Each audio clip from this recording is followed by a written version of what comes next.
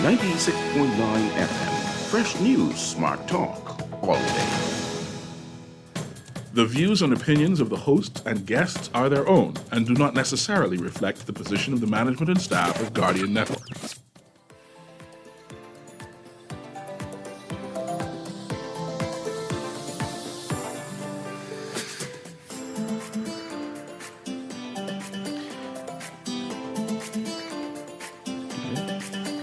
Good morning, and welcome to Guardian AM with C.A. Newry. My name is Pastor Dr. Cleveland W. Eneas III, also known as Kahun Anku Sarah, and my cousin, C.A. Newry, has thrown me the keys to the car, and he said, okay, you could just take it for a spin today. So I will be hosting today's show, and of course, we are always happy to have those of you who will call in, and we'll give those numbers out in short order for those of you who need it. But ultimately, before we start today's show, we want to just encourage everyone to be safe. We know there's a hurricane about to belt down on Florida, so we want to keep those people in Florida in our prayers. I'm sure that many of us have family members who may live in Florida or may be going to school in Florida. I've been seeing people evacuating and getting to safety out of Florida. And I just pray that everyone is able to get to a safe place or to hunker down in a safe space, because the storm is definitely a dangerous storm. Also, I want to give condolences to the family of Darrell Miller. Lively, provocative Darrell Miller. That was definitely somewhat of a shock for me to see that he had passed. And, I know everybody has a Darrell Miller story. You know what I mean? I've had an opportunity to meet him on several occasions, and he's never disappointed. And so I definitely want to give condolences to his family, to his friends, to his co-workers, of course, those in media who have had the opportunity to work with him. Definitely, he's a giant whose shoes will not be filled anytime soon. And so we definitely have to keep Darrell Miller in our thoughts, and his family in our prayers. All right. Also, it's rainy here in the streets of the capital. And, of course, those people in Abaco and in Grand Bahama. My mother is in Grand Bahama, so she's been keeping me abreast of how things are going for her. But we pray that this storm, after it passes over Florida, kind of heads out to sea. But we definitely want those in Abaco and in Grand Bahama to stay safe. I know those people who experienced Dorian, I'm sure they're having some flashbacks. So I want to make sure that, people who need someone to talk to, find someone to talk to, because I know when I was working in Abaco, whenever it got a little overcast or began to rain, I spoke to some people who literally were traumatized from Dorian. And so I know this is definitely bringing back some memories for them. So definitely want to keep them in prayer as well. Today's show is a show that talks about a reality. We started to talk about it last week. The fact that this is African Holocaust Month.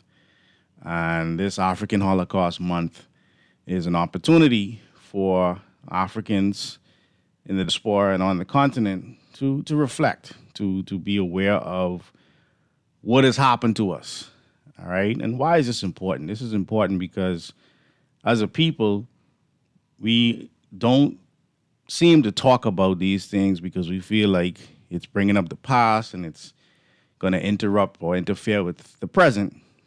But ultimately, what I want us to get from today's show, in part, is that when we have experiences that we as a people are unaware of, and this is Dr. Amos Wilson. He speaks about the fact that the experiences that we are unaware of have more control of our present behaviors. So our present behaviors are dictated or in many instances influenced by our subconscious awareness of trauma or things that have happened to us. In fact, the example that he gives in proving this point is that psychologically, by the age of 2, most of your personality has been developed. By age 7, it's pretty much sealed. But by the age of 2, most of your personality has kind of been sealed and or developed, according to psychiatrists. And most of us don't remember what happened before the age of 2, right? So there's things that have happened to us in our formative years, even up to age 7, if we want to go that far, that basically have made us who we are as far as personality is concerned. And we're doing things and we're saying, well, that's just me. I'm just who I am. You know what I mean? Not recognizing that collectively we have a personality as a people. And collectively we're doing things. And this African Holocaust Month is an opportunity to discuss it. So last week, it actually began online on Zoom. It's free for those people who may want to join in next week. Just go to journeyhomegroup.com. But we're talking about this reality of an informational Holocaust. So we're not just merely talking about the Holocaust that has happened to us physically as Africans, but the fact that after we have been emancipated as a people, the systems and the people who would have perpetrated this Holocaust or this slavery or this maafa on us as a people, they moved physically out of the way, but they left their systems in place. And one of the systems that they have interfered with is the information highway. And they've done that through religion, through economics, through labor, through sex, gender, through education, through law, through war security, through entertainment, and through politics, through the 9 areas of people activity. And the only way that we as a people can continue to carry on in the vein that we are carrying on, whereby we see murders literally, almost on a daily basis, definitely a weekly basis, where we see struggling students in a education system that clearly is not working for them, where we see homes that are being parented by single parents, and in most instances, single mothers, where we see our ability to diffuse conflict, basically being nil, whereby we have to stab or shoot or just get mad. We even have a culture now of just throwing people away, whereby if we have a argument or we have a disagreement or we have a misunderstanding, we just decide I don't need you. All of this comes out of a generational traumatic past that we've had. And so we're going to talk about that, and we're going to talk about why it's important for us as Africans to talk about our Holocaust. But I want to just say that this week coming up, for those who are interested, there will be a discussion on the reality of us being ignorant to the insertion of false data, a tool of racism, white supremacy. So oftentimes we talk about empirical data, not recognizing that, as Dr. Amos, and I did a lot of research with Dr. Amos Wilson on this particular topic, but he talks about the fact that institutions, one of the main purposes of institutions is to perpetuate themselves and to perpetuate the need for themselves, to perpetuate an ideology, to produce the actual data necessary for their necessity. And so this ignorance that we have to the insertion of false data is one of the tools of racism, white supremacy. And there are several segments related to that we'll be talking to. We as a people often don't talk about our Holocaust as a Holocaust. And again, that's very intentional when we look at what we are talking about as far as the African Holocaust. The Jews talk about their Holocaust consistently. In fact, they have actual society or organizations rather that will check you if you don't speak on their Holocaust the way that they want you to talk about their Holocaust. We see a big war brewing in what they're calling the Middle East right now. And it makes it seem as if these are the only people that have had a Holocaust, right? And their Holocaust, coming in World War II with Hitler and killing of over 6 million Jews, is something that they should never stop talking about. They should always make sure that the world understands what has happened to them, because if they stop talking about it, then they may be doomed to repeat it again. Well, the same thing happens with we as African people. I want to give those of you who may not know an understanding of a Holocaust that happened even before the Jewish Holocaust. It's called the Herero and the Namakwa genocide. And this was the massacre of approximately 50 to 65,000 Herero and 10,000 Nama people between 1904 and 1907. So roughly 40 years before what we're calling the Jewish Holocaust. But the background to this story is that the Germany formerly colonized was called GSWA in 1884.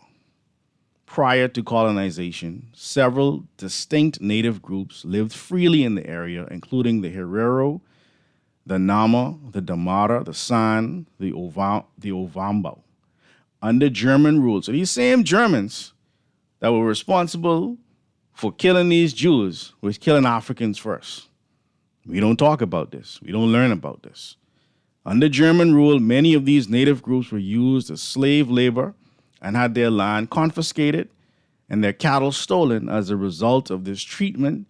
Tensions between the native population and the ruling Germans continued to rise. So there was the issues that led to an uprising. January 1904, so approximately 100 years after the Haitian Revolution, you have this uprising. This is in Africa. This is around Namibia.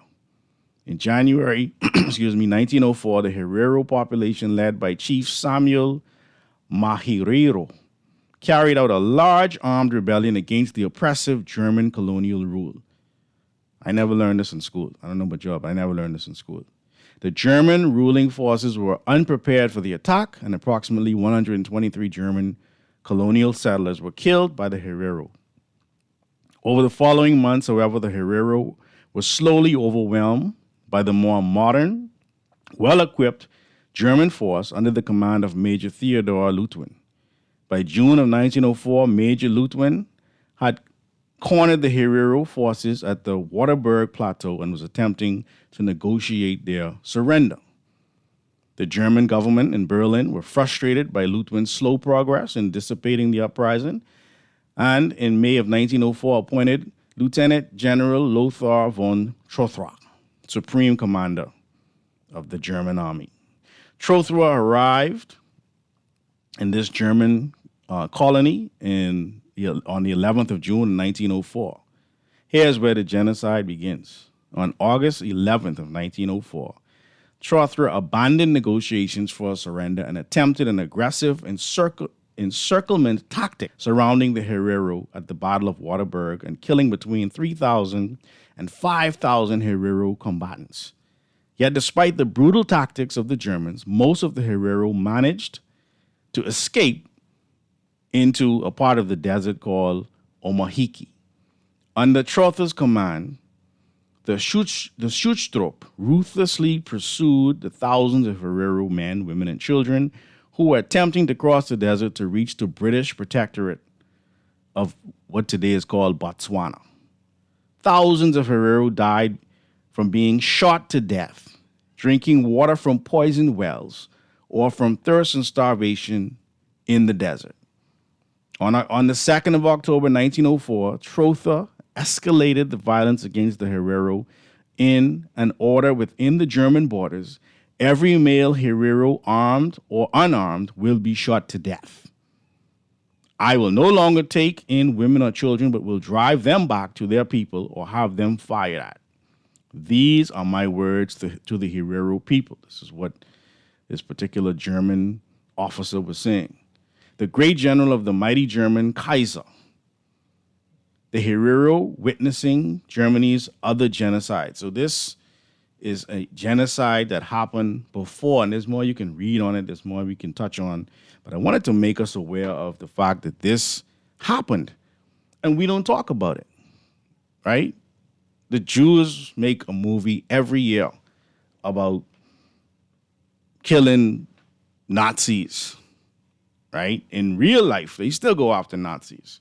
I'm not suggesting we go and kill people, but we definitely need to understand and know why it's important to have these conversations, because in having these conversations, we can then begin a more productive conversation regarding our behavior as a people and why we do some of the things that we do.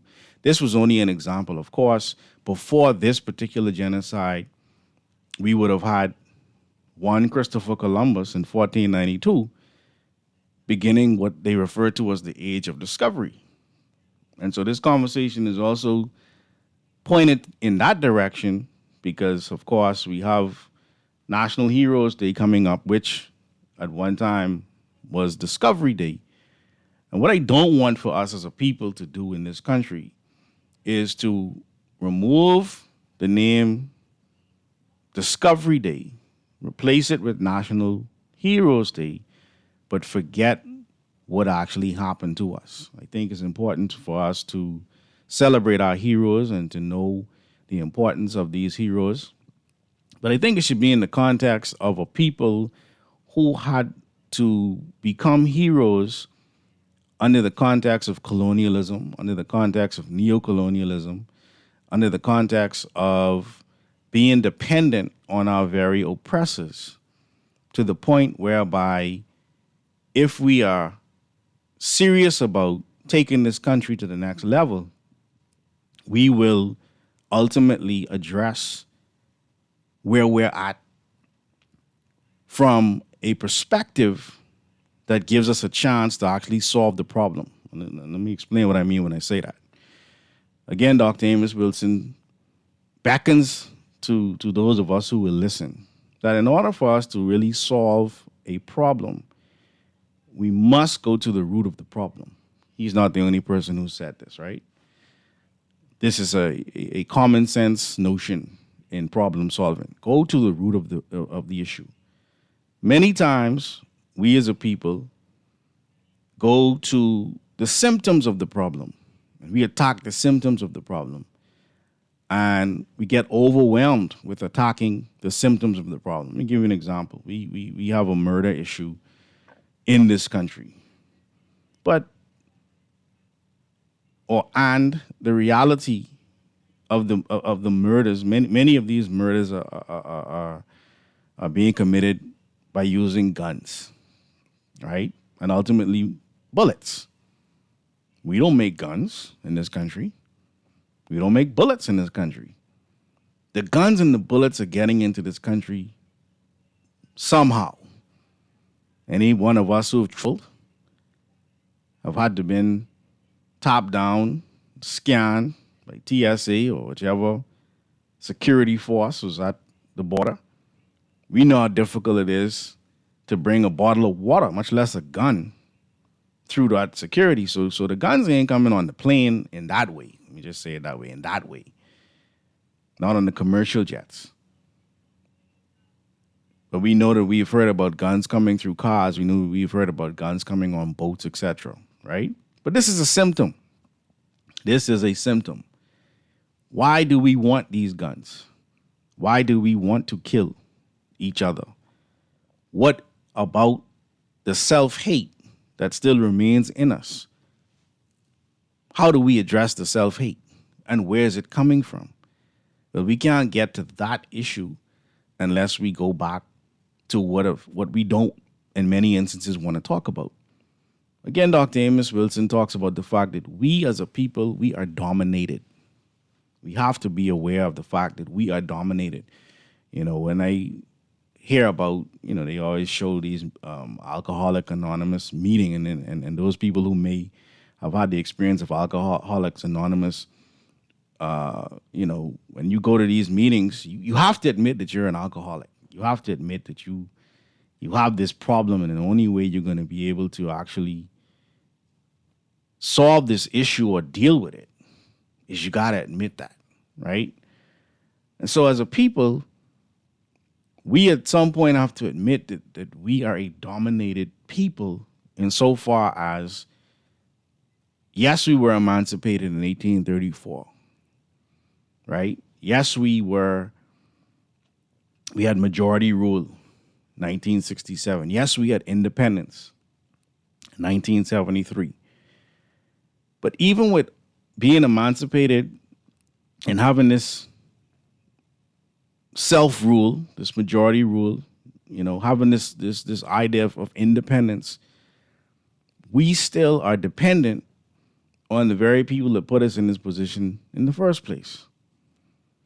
And so where it leaves us is we are in a reactionary mode. We are always reacting to a dominant culture that operates out of denial. We operate out of fear, but the dominant culture operates out of denial. What does that mean?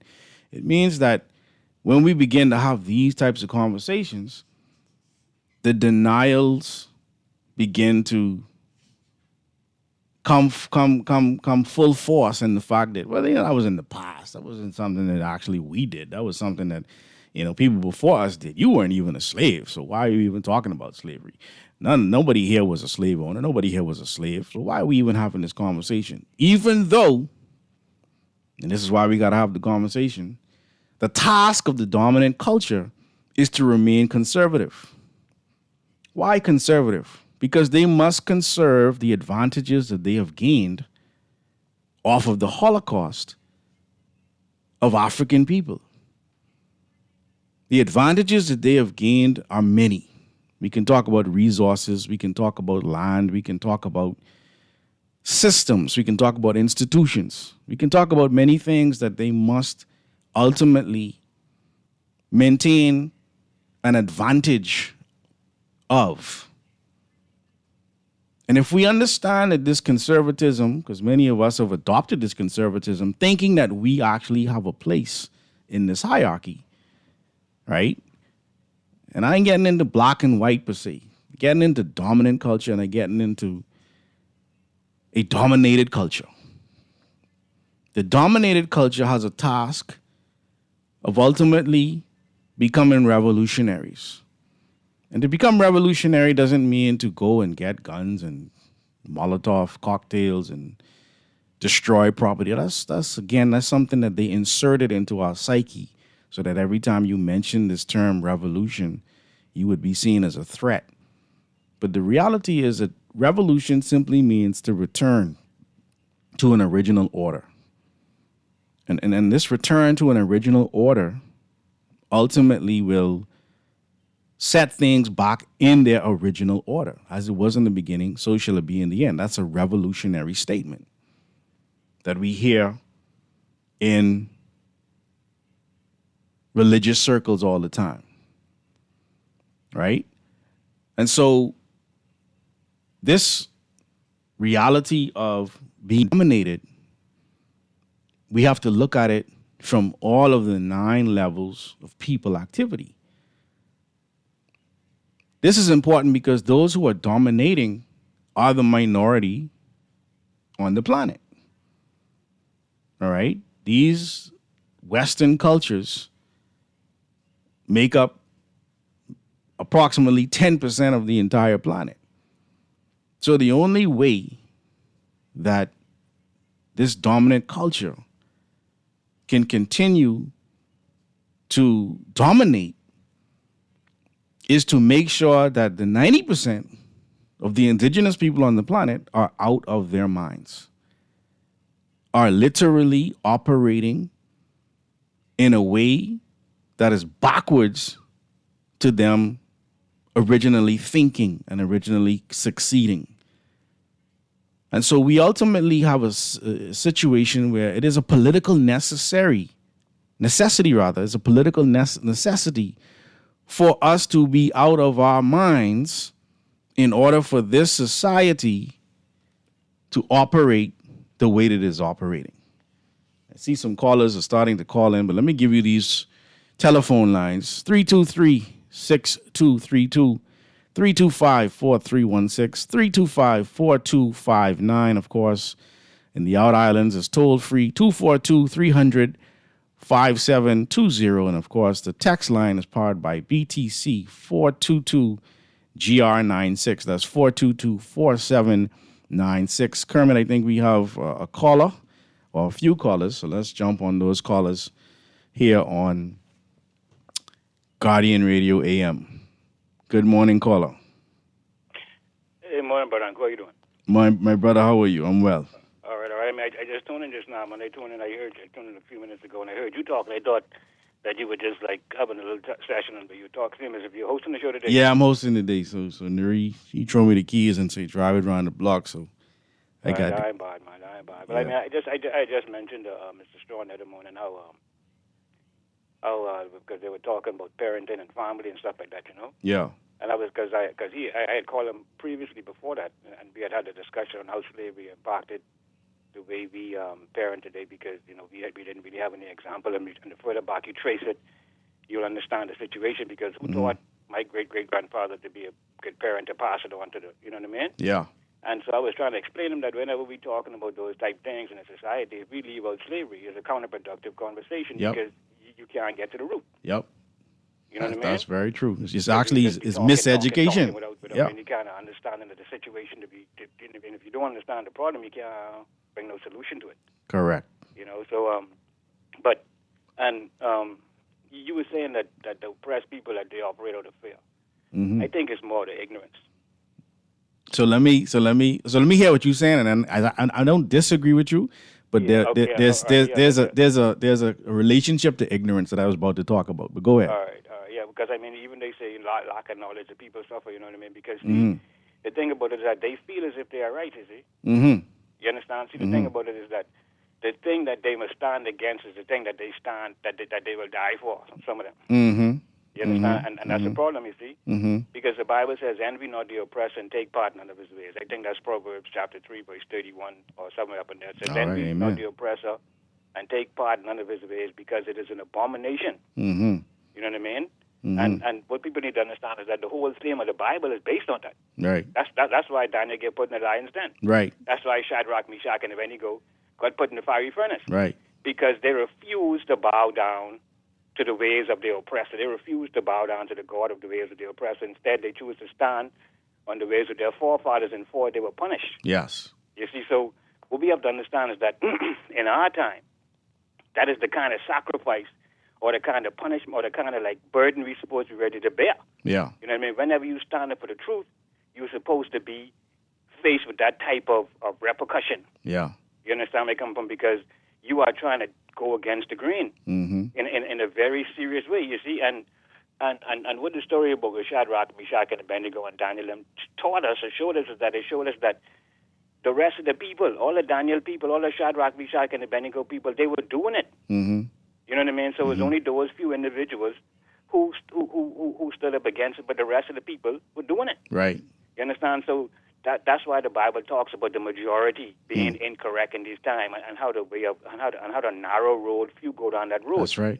You know what I mean? Because it's a hard road. It ain't easy, you see. Yeah. But the majority doing the easy thing, and they think they doing the hard thing and talking about they getting the burden, because you know Christians like to talk about this, get persecuted, which is so strange. Right. You know, but so the people need to understand that type of perspective. They need to understand that, okay, hey, the time we living in, like if we are people who was subjected to what the people in the Bible were subjected to, that slavery, because it doesn't refer to every race of people in the world, only those who were subjected to this oppression, who have been transformed into another people who have been made to follow the gods and the ways of another people. Right. You see, I mean, and the Bible makes this clear. Like I said before, this is the whole theme of the Bible, and that's why I cannot understand how is it that we have so many churches over here and and the pastors over here cannot link that message to the people to make them understand how important slavery is to us and how we need to check ourselves to see if we are serving the same God as the people who oppressed us. Right. And if we are, then we're in big problem. Correct. You understand where I'm coming from? And see, and so, like you said before, though, I mean, I can say that again, but so, like, what we have to do, like I said before, is, can you imagine, see, we got to put these things to people so they can understand what's going on. Can you imagine Pharaoh and Moses getting the church together and serving the same God? Can you imagine that? Boy. And the thing about it is that the God is in the image of Pharaoh. My Lord. You understand? And, see, and that is equivalent to what we're doing now because the oppressor, the white man, them who oppress us, they could come right down here in the old church, Benny in, all of them could come down here and be serving the same God as them. That's how come we could serve God with our oppressor. Yeah. And we could, and that is an abomination in the Bible. Yes. You see, and then Deuteronomy tells us that if we refuse to follow the ways of our forefathers, that we're going to suffer. That's right. You see, and the thing is that Christians believe that the Bible and the Bible things must get worse. That's not what the Bible says. The Bible says if you do the right, we will have goodness in our society, and if we do the wrong, we will have the opposite. So it ain't no inevitable wrong. No. You know what I mean? Unless you have your mindset on not doing the right. Yeah, bro. If you understand my point, my brother. Yeah. You see, so I mean, so you know what I mean. We just in problems, my brother, and see, like, and brother, and I mean, I can take it as, and that's why, brother. Like for me, I mean, I respect some of the individuals who have churches over here because some of them are sincere in what they feel as if they are doing, right? But once I have a conversation with them and they refuse, then that's the enemy. You understand where I'm coming from, right? And I can't walk around showing the people them who teaching the people wrong ultimate respect. Right. You understand where I'm coming from? So you see, they got, and I hear you be calling them elders sometimes. That's why I just throw that in there too. Yeah. You understand what I'm saying to you? Yeah. So the point is that, brother, we have to start to teach the right thing to these people so they can understand and so that they can see themselves as the people in the Bible and not try to like equate everything to the world because the whole world ain't like us. No. You know what I mean? We need a special type of medicine, and like I said before, it's going to be a serious thing because, you know, I mean, who today would want to get put in a lion's den for failing to bow down to a certain religion? These people wouldn't be into that. No. You understand? So that's going to show you how difficult it will be for us to overcome this, and we got to teach the youth the truth, man. We got to teach the truth, but I'm cool. But see, like you say, again right now, because I got to hit the road, I can listen to you while I'm on the road. But see, you made a very important statement, Uncle. You said that we would have to be out of our minds. Yes. Right, to accept certain things. Right? Right? You understand where I'm coming from, right? Yeah. And you will have to be out of your mind. Right? Once you understand the globe model, to accept that because it's nothing but a bunch of foolishness to believe people upside down in Australia and I mean and all kind of different things and things like that to believe the whole story. Yeah. We can get to that. I can do a show on Florida. Because the Mars power. We can talk about that. You know? Yeah, my brother. Yeah, so but like I said, good show today on Cool, and like I said, my brother, we got to stand up and we got to be like Daniel and we got to have no fear. Yes, we agree on that. And we can't be scared to go to the fire, and we can't be like afraid to like tell those who like spreading the wrong that they wrong. Yeah. You understand where I'm coming from? Appreciate your call, man. All the best. Yes, my brother.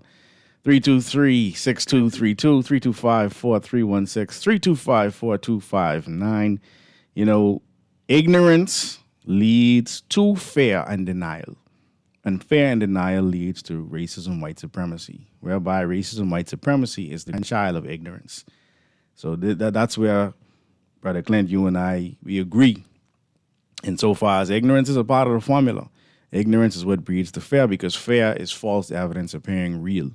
And that's, again, one of the discussions we're going to be having this weekend. I think we have another call there. Kermit? Let's get these callers in, and then we'll get to the text. Caller, good morning. Namaste, Uncle. Namaste, my sister. How are you? Fine, thank you. Great. I'm listening to the discussion, right? And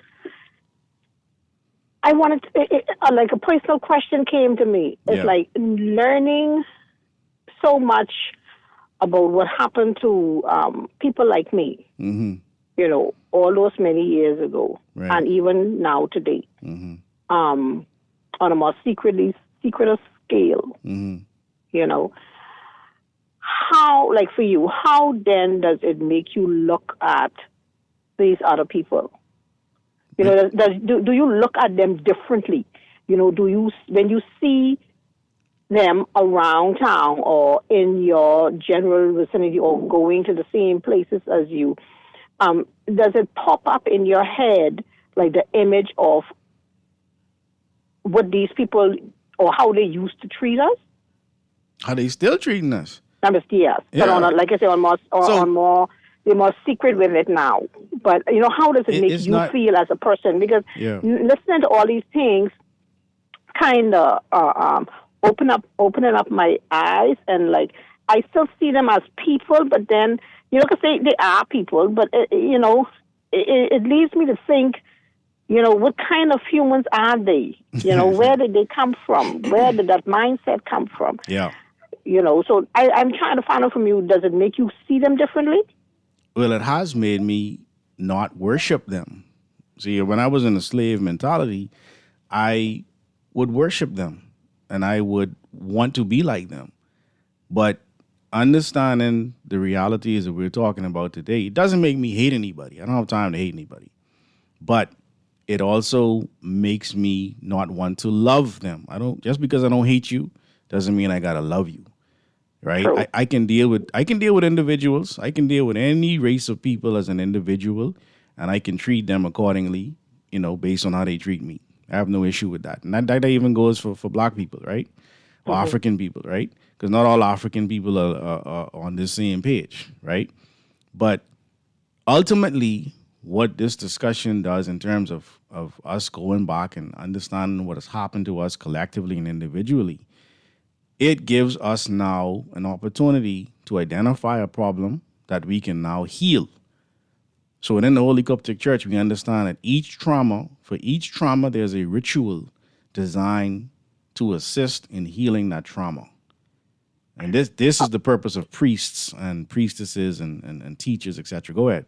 Okay, so what I wanted to ask then, since there is a ritual in the healing process, can you then do a show or two, like to guide some of us who aren't in your church or don't have, to learn how it is or what it is that we need to do in order to start that process? Right.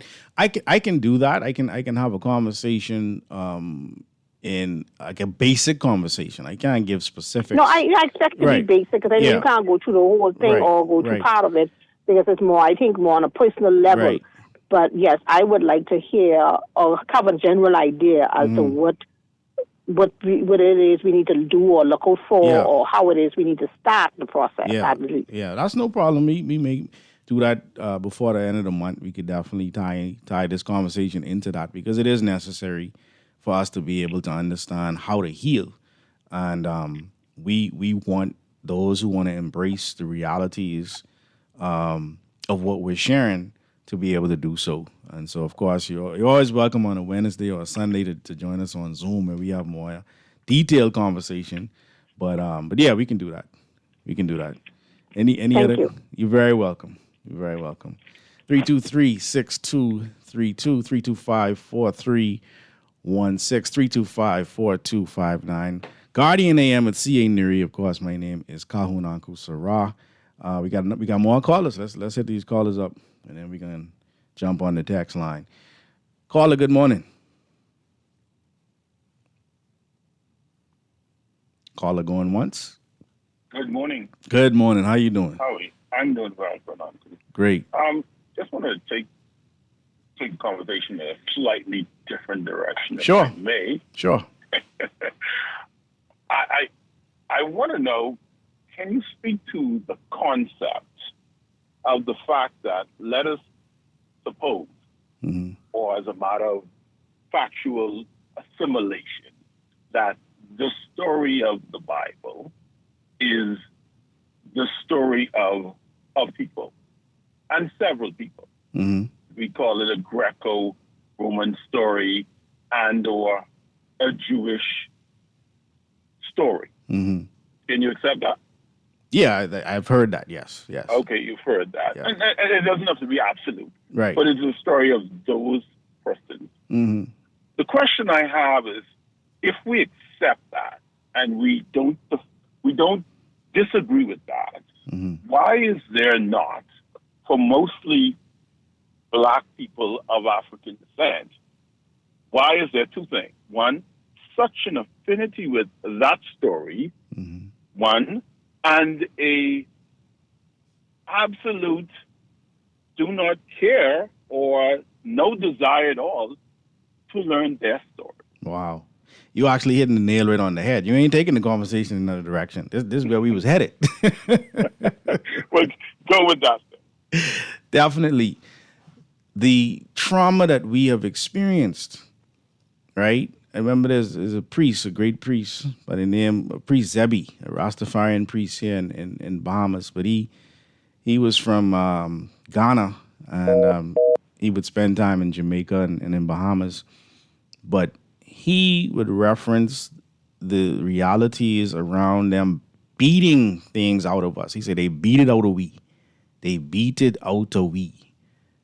Any inkling of us wanting to speak our own language, any inkling of us wanting to live our own culture, any inkling of us wanting to see our narrative as the authority was in many instances beaten out of us.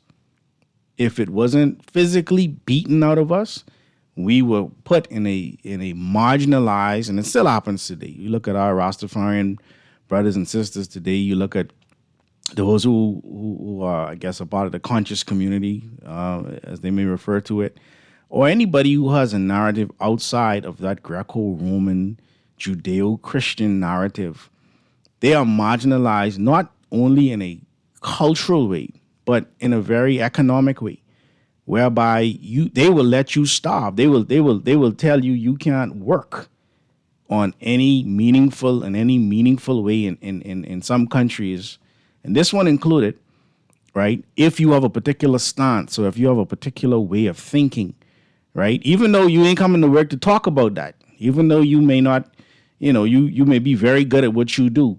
If you have these ideas, right, they don't want you to even take care of yourself, right? That has everything to do with this dominant culture dominating us in these 9 areas of people activity. We are now in an information age. We have come to the end. The end of ignorance is upon us. We're now in the information age. And so it's a turbulent time because there are things that are being exposed now. And for those who have taken the time to educate themselves or are educating themselves and now are in a position to share this information, it is a revolutionary moment because it's going to overturn systems. It's going to overturn institutions. Because once the hearts of the people have been revolutionized and their minds have been revolutionized, the wants and the motivations are going to change. So now people want to actually learn about their story. They want to learn about our story versus history. You understand? And what that does now is it causes churches, it causes financial institutions, it causes schools, it causes families to have to reevaluate their agenda and have to reevaluate their efforts. Remember, the task of a dominated people is to become revolutionary. The task of the dominators, people who are dominating, is to be conservative. So many people are going to have to move themselves from a conservative perspective, and they're going to now have to come home to their way of thinking. So I appreciate that question. We got another call? And then I'll jump on the text line. I promised in the text line. Coming right after this call. Caller, welcome to Guardian AM. Yeah, blessed morning. Give thanks. Yes, 52. But listen, I like what your boy, the Rasta man, Chris, right? Yeah. I like what he was saying. In short, right, I guess we have fallen short because we have failed to follow the legacies and ideologies of our ancestors, right? Correct. Now, what I hate, right, and tell me if something is wrong with me as it relates to what you and Rasta was talking about earlier, right? I get, upset within myself knowing that I know the history and the legacy of the woman papacy. Some people say papacy, right? Mm-hmm. And I get so angry when I hear people, educated people, come on the radio and they bragging flamboyantly that they are Roman Catholics, right? And I be wondering like where their minds are at, right? Mm-hmm. And then I hear you. I learned something this morning about the Holocaust that I didn't know. Mm-hmm. I didn't know about that particular one, but we paid a hell of a cost, right? Yeah. So now what happened is I know about many atrocities from the Mau Mau and et cetera, and the atrocities that King Leopold and the Belgians carried out within the Congo region. Mm-hmm. And we know that is the most dead because the Congo was the most enriched area that actually enriched all of Europe. Yeah. And so they don't want us to know our history. And I like how Rasta already mentioned this is the age of enlightenment. Mm-hmm. So they become frightened when people become enlightened because then people will have the right form of mind. Mm-hmm. So what they do now is, in order to bring some of our lost sheep back home, who don't even have the gonads of Little Bo Peep to go look for their sheep, but they are in too deep. Mm-hmm. Now, what happens is they don't understand that they are part of the problem because when you look at the history of religion and the influence of the papacy on our God concepts, right? Mm-hmm. Maybe you can do a show on the effects of the transliteration because we know that the Pope them actually twisted the Bible by using transliteration in order to gain the ideologies that they want. Even and please expose Paul. Oh yeah, well, who was Saul? Because a lot of people like to draw reference to Paul. They really have no idea. I mean, I'm so sick of the ignorance. But Andrew, I hear what I do. Mm-hmm. I don't need to know everything you know. But I know I know what you're saying is true because I'm able to use. I want people who hear my voice. When you don't know something, either it's science, whatever it is, just juxtapose it with common sense, and you will be okay. Bless up. Yes, my brother. I always appreciate 52. Every time 52 voice note me, I save it because I love the way he's rhyme. You know what I mean? Let's go to the text line right quick. Great show as usual. I have a question. Have a serious question. You had a show a couple of weeks ago, and you said sex in season. Where in the world you get that from? Which man or Bahamian in the history of black people will hold out when they have sex and don't? Right, sorry, you're a little raw. I can't read what you put there, but don't. Okay, so you want to understand the conversation last week regarding sex within season and a person not ejaculating. All right, when we come after the break, I will jump into that for a second. I'll get to the rest of the text. And, of course, we can take some more calls. I see some more callers waiting. So just hang in there, Guardian AM. We'll be back right after these messages. The Grand Bahama News is available every Tuesday in the Nassau Guardian. You can buy your local paper at Freeport convenience stores, Western Bakery, De Gregory's Fine Foods, and Bellevue Gifts. Now is the time to reach your Grand Bahama market with affordable packages, including print and digital. Call GB News sales representative Kavandre at 822-6717 or message him on WhatsApp for ad rates. Classified ads are now available every Tuesday as well. Keep up with everything Grand Bahamian every Tuesday in the Nassau Guardian. For fast, reliable, and impactful printing services, look no further. Let Printmasters bring your masterpiece to life. We stand by our quality products that is second to none. Our affordable pricing and friendly, efficient staff makes Printmasters the ultimate choice for all your printing needs. We can deliver any type of printing services, from banners to booklets to business cards. You name it, we can print it. Let Printmasters bring your masterpiece to life. Located in the Nassau Guardian Building, telephone 302-2361. Love the show? Want to give your support? Become a sponsor today. Call 302-2300 for our rates and packages. That's 302-2300. Become a sponsor on Guardian Radio 96.9 FM. Fresh news, smart talk, all day.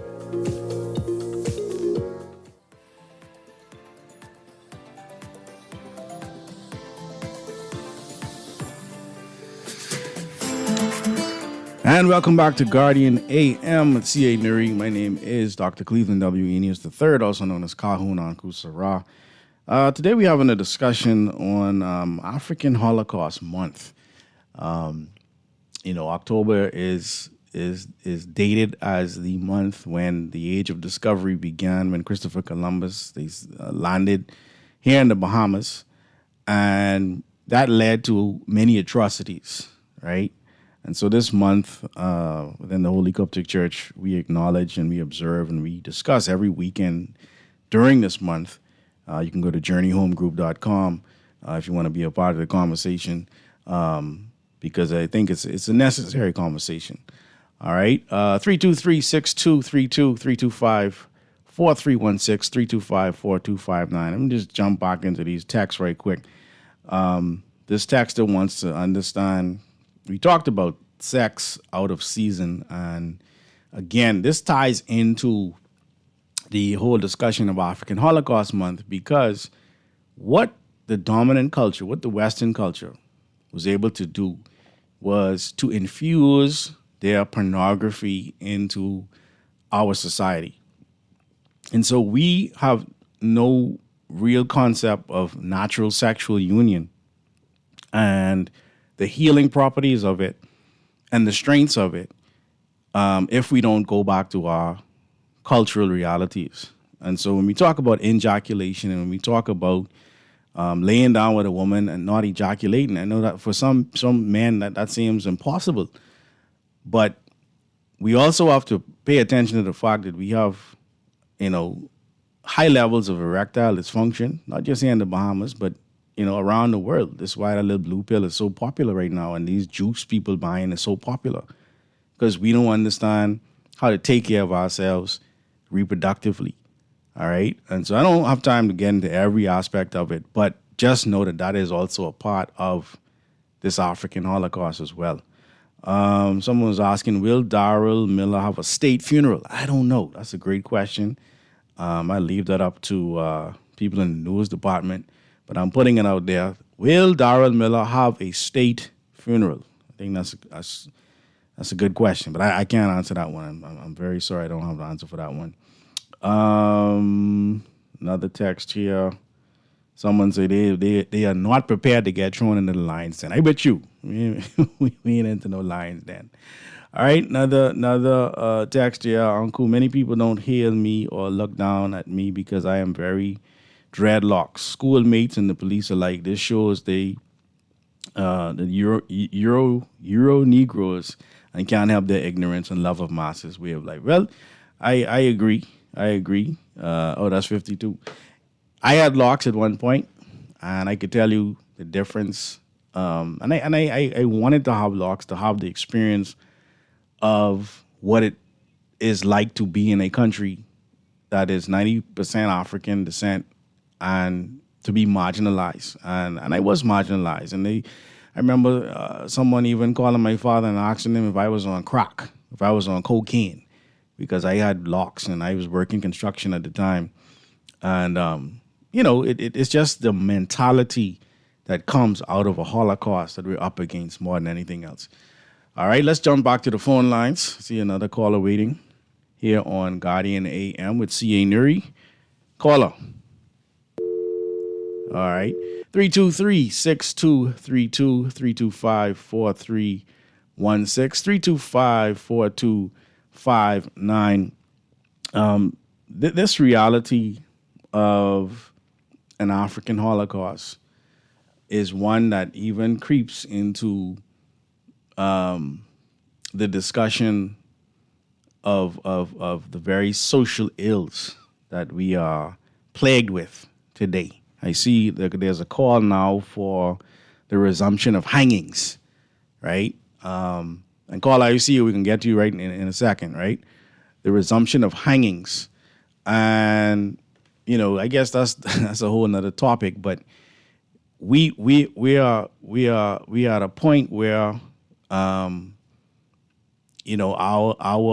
way of dealing with these social ills, we're almost bankrupt. And I don't disagree with it. I do think that we may have to pop some necks to deal with these situations, because these people are killing because they can. They are terrorizing because they can. And they are becoming a part of another dominant culture, a criminal element. Let's jump back to the phone lines. I think the caller is back with us here on Guardian AM. Caller, good morning. Good work. I can hear you. How you doing? Hello? We don't have much more time, so I pray we could get that call in. But in any event, This has been Guardian AM. We're going to continue this conversation next week. And, of course, C.A. Newry sends his love. He definitely, he is a man on the move. And so he asked me to take the car for a spin around the block. So I'm now going to park it back where I met it. And I want to encourage you to stay locked into 96.9 FM Guardian Radio. My brother Howard is about to come on, and I know it's going to be another great show. So keep it locked here on 96.9 FM. My name is Dr. Cleveland W. Aeneas III. This has been Guardian AM with C.A. Newry. Y'all be safe. Namaste.